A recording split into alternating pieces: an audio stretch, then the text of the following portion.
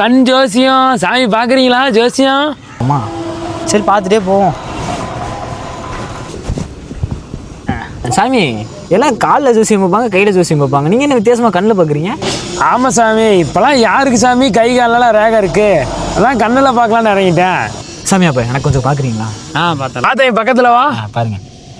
என்ன தம்பி பலானா படமா? சாமி ஐயோ சாமி அதெல்லாம் தப்பு, அப்படிலாம் பேசாதீங்க. கண்ணை பார்த்தாலே தெரியுது நடிக்காவா? சரி போற. சரி விடுங்க, அதை விடுங்க, அடுத்து பாருங்க. 12ஆம் வீட்டில் குரு இருக்காருப்பா உனக்கு.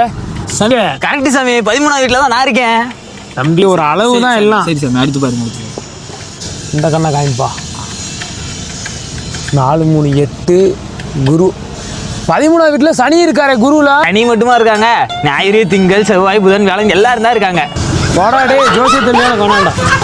சாமி சாமி நில்லுங்க சாமி, பார்த்துட்டு